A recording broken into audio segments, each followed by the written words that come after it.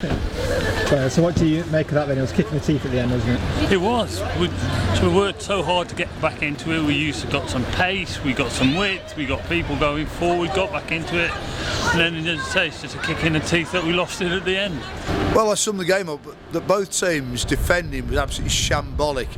It was more like let's say a Sunday league football match, because neither team could defend. Yeah, okay, people will say the referee got it wrong when Shrewsbury were 1-0 down. Personally, as a referee myself, and I was way too far away from the action to say whether it wasn't a penalty, I'd say, okay, it's one of those things, you have to live with it. Refs get things wrong all the time. There was an absolute blatant penalty for Shrewsbury in the second half, where the lines were missed, when a Shrewsbury player was blatantly pushed in the back. But I was saying that, Shrewsbury were their own worst enemies. They got back to 3-3, switched off, and an all player scored the winning goal. What more can you say? Yeah, Shrewsbury didn't have a great first half, but I think second half they got a bit better and they got back in the game, and then yeah, that fourth goal just killed it off really. And I mean, there were so many defensive mistakes in that first half. I mean, what do you think it was down to? Was it just Ebanks and down missing? They've been so impressive recently. I'm not sure, there just didn't seem to be any cohesion, and the defence was always under pressure even when we got the ball. There was no releases for them, no outlets, so I think they really struggled. They were very, very poor. They were just naive. They defended. I mean, the third goal, that's when the goalkeeper, I don't know what he was doing, Joe Murphy, but he switched off, 47 minutes on the clock. Absolutely, that was just basic defending. 3-1 down. Fair play. Sam Ricketts made a couple of substitutions. Shrewsbury got back to 3-3. You'd have thought then the momentum was with Shrewsbury to go on and secure the victory, but of course they switched off. Like I say, an old player comes back to haunt you in the 87th minute. Abu Gogo. I don't know. I just think that Bristol Rovers just putting up pressure on them, and I think they just kept going and going at them, and in the end they just broke. I mean, the changes in the second half with Giles coming on, they really did change the game for Town there. Do you think he should be starting from now on? Well, I think it's got to be considered, because there was some width, there was some pace, and we'd been lacking that up until then. But it seemed to improve as soon as Giles came on.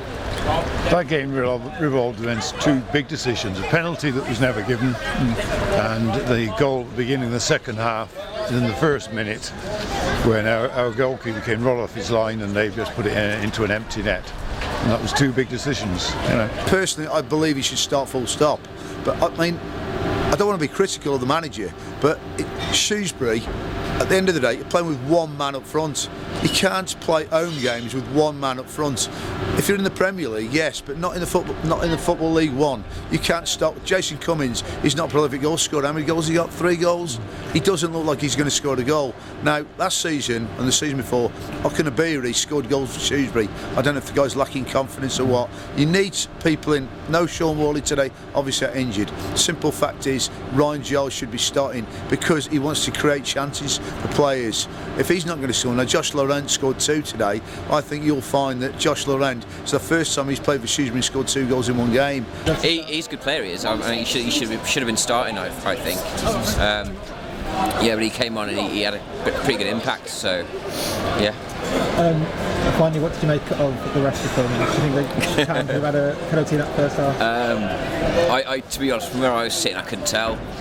But I think he didn't help himself, that ref. It's taken so long to sort everything out, So, yeah, I think he just didn't help himself, really, that ref. So definite penalty. It looked like it, but I think the referee was very, very weak afterwards. When you see that amount of pushing and shoving, and how long it took to sort out. It took 5 minutes. Ridiculous. 5 minutes. Absolutely ridiculous. To get the game restarted. They got a tough job, but they've got to be better than that. Poor referee. So unlike Town today, conceding 4, scoring 3. I mean, can you just treat this game as an anomaly and just get around and move on to the next one? Or is it? Well, I hope we can score some goals again. We were talking beforehand, and we thought 0-0, 1-0 maybe. But to see 4-3. All right, it was a wrong result, but it was an exciting game to watch. But they weren't goals scored by forwards, were they? No. People coming up from midfield or the back even. They need to look at things, because at the end of the day, yes, okay, they've been very good in defence this season, but again, they're not scoring enough goals. And I know Sam Ricketts was a defender, but the simple fact is, teams need to score goals. Yeah, keep tight at the back.